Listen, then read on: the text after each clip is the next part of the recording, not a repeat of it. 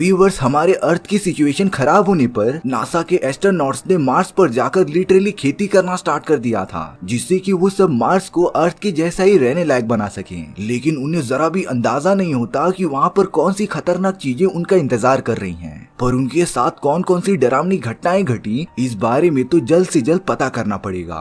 कहानी की शुरुआत में हमें तब की पृथ्वी दिखाई जाती है जब अर्थ की पूरी हालत एकदम से खराब हो चुकी थी। पॉपुलेशन बहुत ज्यादा बढ़ने के कारण पेड़ पौधे और सारे रिसोर्सेस एकदम से खत्म हो चुके थे। हमारे अर्थ का वातावरण ग्लोबल वार्मिंग के कारण पूरी तरीके से खराब हो चुका था। इसीलिए अर्थ के सभी वैज्ञानिकों ने लोगों को मार्स पर शिफ्ट करने का मिशन चालू कर दिया होता है। इसीलिए वो सब लगातार इस कोशिश में लग जाते हैं कि वो मार्स के इन्वायरमेंट को अर्थ के जैसा बना सके। इसलिए नासा ने इंटरस्पेस मिशन करा के मार्स के ऊपर बहुत सारे धमाके करवाए, जिससे कि वहाँ के इन्वायरमेंट में थोड़ी सी गर्मी पैदा हो। और अब उन्होंने रॉकेट्स की मदद से मार्स पर बहुत सारे अलगाए उगा दिए थे। दरअसल ये अलगाए छोटे छोटे प्लांट होते हैं जो सन की लाइट एब्जॉर्ब करके वातावरण में ऑक्सीजन गैस छोड़ते थे। और अब पूरे 20 सालों तक ऐसा करने के बाद मार्स के वातावरण में ऑक्सीजन गैस बहुत ज्यादा बढ़ गई थी, यानी कि मार्स धीरे धीरे इंसानों के रहने लायक बनता जा रहा था। लेकिन कुछ समय बाद ही नासा के वैज्ञानिकों को ये खबर मिलती है कि मार्स के वातावरण में अपने आप ऑक्सीजन गैस कम होती जा रही है और उनके भेजे गए सारे अलगाए भी खत्म हो चुके थे।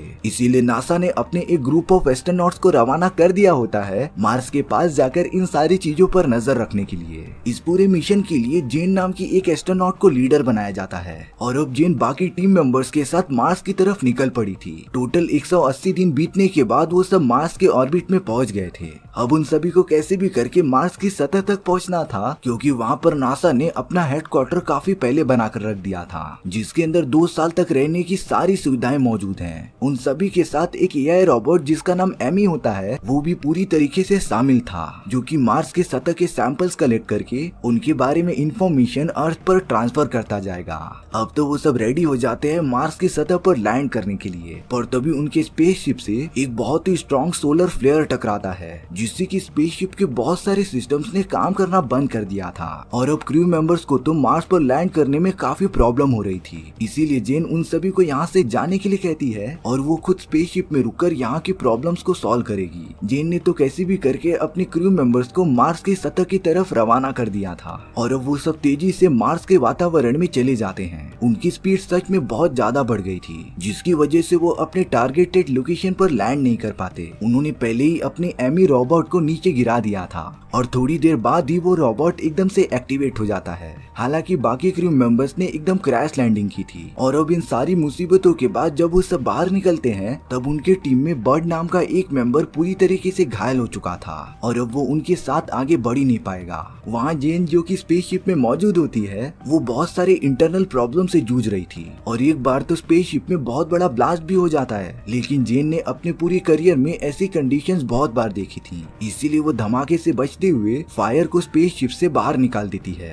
अब वो सारे क्रू मेंबर्स जो कि मार्स की जमीन पर लैंड हो चुके थे, वो अपने हेडक्वार्टर के लोकेशन को सर्च नहीं कर पा रहे होते हैं और अब शायद से उन्हें वहां तक चलकर ही जाना पड़ेगा। लेकिन बर्ड बहुत ज्यादा घायल होने के कारण वो उन सभी के साथ नहीं आ सकता था। बर्ड का तो सिर्फ यही सपना था कि वो मार्स की जमीन पर कदम रख दे और अब बर्ड अपनी टीम से मार्स का एक पत्थर लेके जाकर उसकी पोती को गिफ्ट करने के लिए कहता है। अगले ही मोमेंट में बर्ड ने अपना दम तोड़ दिया था। बाकी टीम मेंबर्स इस बात को बुलाकर अपनी जर्नी तय करते रहते हैं। अब दूसरी तरफ जेन जो कि स्पेसशिप में मौजूद होती है, उसे अपने बाकी क्रू मेंबर्स का सिग्नल ही नहीं मिल रहा था, लेकिन वो बार बार ट्राई करते ही जा रही थी। वहीं मार्स की सतह पर वो चारों एस्ट्रोनॉट्स अपने हेडक्वार्टर को लगातार ढूंढते ही जा रहे थे और अब बहुत टाइम तक चलने के बाद उन्हें अपना हेडक्वार्टर मिल ही जाता है, लेकिन वो तो पूरी तरीके से तबाह हो चुका था। वो चारों एस्ट्रोनॉट्स ये देखकर एकदम शॉक हो गए थे, क्योंकि उनका ये हेडक्वार्टर मार्स पर मौजूद किसी भी तूफान से बचने के लिए बनाया गया था और वो इतनी आसानी से तो नहीं टूट सकता था। यानी कि इसका मतलब ये होता है कि उन चारों एस्ट्रोनॉट्स के पास मार्स पर सरवाइव करने के कोई भी रिसोर्सेस नहीं थे।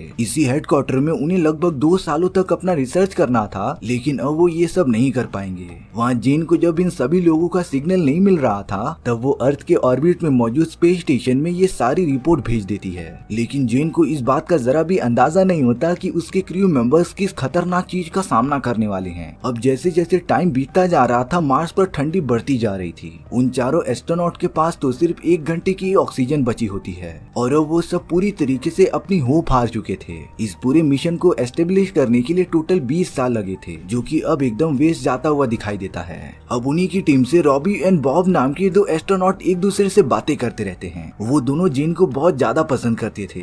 वो दोनों यही बातें करते करते एक पहाड़ी वाले इलाके में पहुंच जाते हैं और अब तो रॉबी एंड बॉब की डिबेट चालू हो गई थी। लेकिन अब गलती से रॉबी का हाथ बॉब को लग जाता है, जिससे कि बॉब पहाड़ी के एकदम नीचे गिर गया था और अब बॉब की दर्दनाक मौत हो जाती है।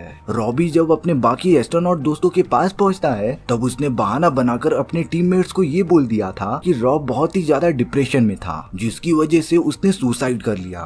लेकिन अब बाकी टीम मेंबर्स बॉब को काफी अच्छे से जानते थे। बॉब तो कभी भी अपनी जान ले ही नहीं सकता था, इसीलिए वो सब रॉबी की बातों पर भरोसा ही नहीं करते। लेकिन अब तो उनके सूट की पूरी ऑक्सीजन खत्म हो चुकी थी, जिससे कि वो सभी लोग सांस ही नहीं ले पा रहे होते हैं। उनके पूरे टीम के मेंबर्स जमीन पर गिरकर तड़पने लगे थे, पर तभी रॉबी ने घुटन के मारे अपना हेलमेट खोल दिया था और वो ये देखकर एकदम हक्का बक्का रह जाता है कि वो लिटरली मार्स के एनवायरनमेंट में सांस ले पा रहा था। और अब रॉबी अपने बाकी टीममेट से भी हेलमेट निकालने के लिए कहता है। उन सभी को तो कुछ समझ ही नहीं आ रहा था कि वो मार्स के एनवायरनमेंट में इस तरीके से सांस कैसे ले पा रहे हैं, क्योंकि मार्स के वातावरण में ऑक्सीजन पहले ही खत्म हो चुकी थी। अब यहाँ जेन को अर्थ के स्पेस स्टेशन से सिग्नल आता है कि उसे जल्द से जल्द अपना मिशन खत्म करके वापस लौटना पड़ेगा, भले ही वो बाकी एस्ट्रोनॉट जो कि मार्स की जमीन पर गए हैं वो स्पेसशिप में लौट ना पाए। अब रॉबी और बाकी एस्ट्रोनॉट्स को मार्स के वातावरण में काफी ठंड लगने लगी थी। उनके पास तो ठंड से बचने के लिए और कोई भी इक्विपमेंट्स होते ही नहीं है, लेकिन अभी तो खतरनाक मुसीबतों का आना बाकी था। कुछ ही देर में रॉबी और बाकी एस्ट्रोनॉट्स के पास उनका एआई रोबोट एमी आ जाता है, जिसने पता नहीं क्यों उन्हीं सारे एस्ट्रोनॉट्स पर हमला करना स्टार्ट कर दिया था। दरअसल क्रैश लैंडिंग की वजह से एमी के इंटरनल सिस्टम एकदम से खराब हो चुके हैं और अब वो किसी भी जिंदा चीज को डिटेक्ट करके उनके ऊपर लगातार हमला करते जा रहा था।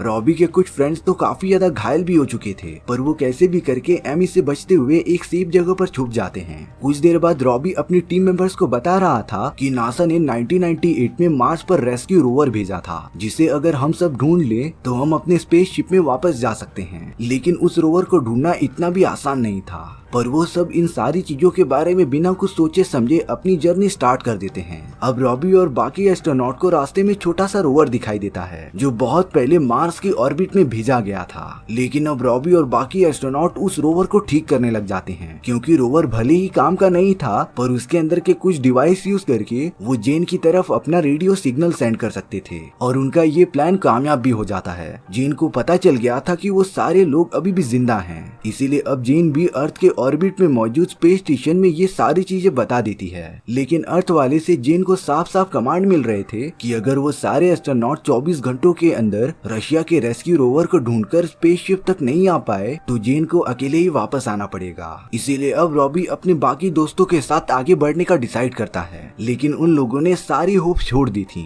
उन्हें नहीं लग रहा था कि वो उस रेस्क्यू रोवर तक पहुंच पाएंगे, लेकिन इसके अलावा उनके पास और कुछ भी ऑप्शन नहीं होता। इसीलिए वो सब रोवर के डायरेक्शन में चलना स्टार्ट कर देते हैं। साथ ही साथ उन्हें जेन से ये पता चला था कि उस रोवर में सिर्फ 2 ही लोग बैठ सकते हैं, यानी कि उन तीनों में से किसी एक को अपनी जान की कुर्बानी देनी पड़ेगी। रास्ते में उन तीनों को एक बहुत ही बड़े तूफान का सामना भी करना पड़ता है। साथ ही साथ एमी रोबोट भी उन पर हमला करते ही जा रहा था, पर वो सब कैसे भी करके पास ही वाले एक गुफा में छुप जाते हैं। लेकिन अब रॉबी पता नहीं क्यों बहुत ज्यादा काइंड बनने की कोशिश करता है। वो अपने बाकी दोनों दोस्तों को रोवर की मदद से यहाँ से चले जाने के लिए कह रहा था, लेकिन अब चिप नाम का एक एस्ट्रोनॉट रॉबी पर शक करने लगता है। उसे लग रहा था कि रॉबी हमें धोखा देने के चक्कर में है, इसीलिए चिप तुरंत ही उन दोनों को बिना बताए रोवर की तरफ तेजी से भागने लगा था, ताकि वो अकेले ही रोवर में बैठकर स्पेसशिप में चला जाए। लेकिन बैन नाम का एस्ट्रोनॉट अपने हैंड स्क्रीन पर देख रहा होता है कि उनका एमी रोबोट जो कि आउट ऑफ कंट्रोल हो गया था, वो चिप की तरफ तेजी से बढ़ता ही जा रहा है और देखते ही देखते रोबोट ने चिप पर हमला कर दिया था और उसकी जान ले ली थी। ये सारी चीजें बैन और रॉबी के हाथ में ही नहीं थी, इसीलिए वो दोनों सारी चीजें बुलाकर रोवर की तरफ बढ़ने लगते हैं। रास्ते में वो दोनों एक ऐसी जगह पर आ गए थे जहाँ की पूरी जगह अलगाए से भरी हुई थी। बैन और रॉबी तो ये सारी चीजें देखकर एकदम से शॉक रह जाते हैं, क्योंकि मार्स के बाकी इलाके से तो अलगाए पूरी तरीके से खत्म हो चुकी है। फिर ये कौन सी जगह है जहाँ पर अलगाए बाकी हैं? उन दोनों को तो कुछ भी समझ नहीं आ रहा था और अब उन्हें उसी जगह पर चिप मरा हुआ पड़ा मिला था। इसीलिए अब बेन चिप का ऑक्सीजन टैंक निकालने की कोशिश कर रहा होता है ताकि उसका ऑक्सीजन वो दोनों यूज कर सकें। बेन ने चिप का सूट काटने के लिए ऑक्सीजन कटर का यूज किया था, लेकिन अब अगले ही मोमेंट में चिप की बॉडी में से छोटे छोटे फायर बॉल्स निकलने लगते हैं और तब जाकर उन दोनों को मार्स के इस डार्क सीक्रेट का पता चलता है। वो छोटे छोटे फायर बॉल्स और कुछ नहीं बल्कि एडवांस कीड़े थे जो लगातार इन सभी अलगाए को खा रहे होते हैं। बेन एस्ट्रोनॉट होने के साथ साथ एक माइक्रोबायोलॉजिस्ट भी होता है, इसीलिए अब वो उन सारे इंसेक्ट को बड़ी बारीकी से देखने लगा था। दरअसल ये सारे इंसेक्ट मार्स पर सालों से प्रेजेंट थे, लेकिन जब हम इंसानों ने मार्स पर अलगाए भेजकर यहाँ का एनवायरनमेंट बदलने का ट्राई किया तब ये इंसेक्ट अलगाए को लगातार खाते जा रहे थे और इन्हीं कीड़ों ने उनके हेडक्वार्टर को पूरा डिस्ट्रॉय किया था। हालांकि बेन को एक बात और पता चलती है कि ये इंसेक्ट भले ही अलगाए को खाते थे पर जो वेस्ट प्रोडक्ट इनके बॉडी से निकलता था उसके साथ साथ ये सब भारी मात्रा में ऑक्सीजन भी रिलीज करते थे और यही कारण था जिसकी वजह से वो सब मार्स के एनवायरनमेंट में भी सांस ले पा रहे थे। यानी कि ये सारे कीड़े उनके लिए बहुत ज्यादा फायदेमंद साबित हो सकते हैं। इसीलिए अब बेन ने उन कीड़ों का एक सैंपल अपने पास इकट्ठा कर लिया था, लेकिन अब उन कीड़ों के एक झुंड ने बेन के बॉडी पर लगातार चढ़ना स्टार्ट कर दिया था। बेन को इस बात का अंदाजा हो गया था कि वो बचने नहीं वाला, इसीलिए अब वो रॉबी को सैंपल दे देता है और अपने आप को आग जलाकर ब्लास्ट करा देता है, जिससे कि बहुत सारे कीड़े जलकर मर चुके थे। यानी कि अब रॉबी पूरी तरीके से मार्स पर अकेला था। रॉबी जेन से कनेक्ट होता है और उसे ये सारी बातें बता देता है। रॉबी तो मायूस होकर इस जगह से बाहर निकलने का होप्स ही छोड़ देता है, पर जेन उसे आगे बढ़ने के लिए मोटिवेट करती है और इसीलिए अब रॉबी कैसे भी करके आगे बढ़ रहा था। रॉबी तो कुछ ही देर में उस रेस्क्यू रोवर के पास पहुंच जाता है। जेन रॉबी को गाइड कर रही थी कि वो रोवर को कैसे ठीक कर सके, लेकिन रॉबी को इस बात का पूरा अंदाजा हो गया था कि रोवर में इतनी पावर सी नहीं है कि वो रॉबी को मार्स के ऑर्बिट तक भेज सके। उसके अंदर तो एक भी बैटरीज मौजूद ही नहीं थी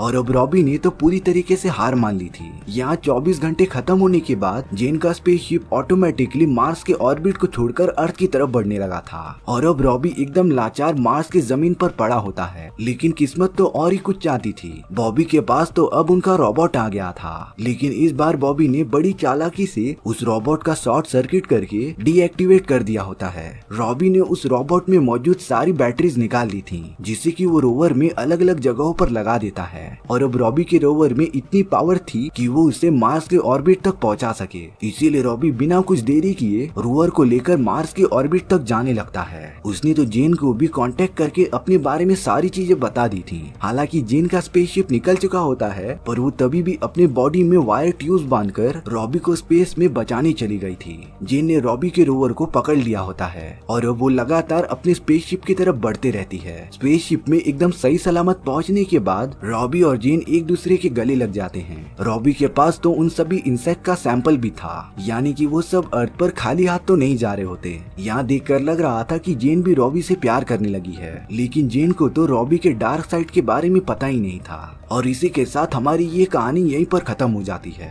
सो व्यूअर्स, आपको ये स्टोरी कैसी लगी प्लीज कमेंट सेक्शन में बताना भूलना मत। और अगर आपको मेरा एक्सप्लेनेशन 1% भी अच्छा लगा होगा ना तो वीडियो को लाइक एंड चैनल को सब्सक्राइब जरूर कर देना, क्योंकि सच में इससे मुझे बहुत ज्यादा मोटिवेशन मिलता है आपके लिए इसी तरीके की मजेदार स्टोरीज ढूंढ कर लाने के लिए। तो मिलते हैं नेक्स्ट वीडियो में। सी या।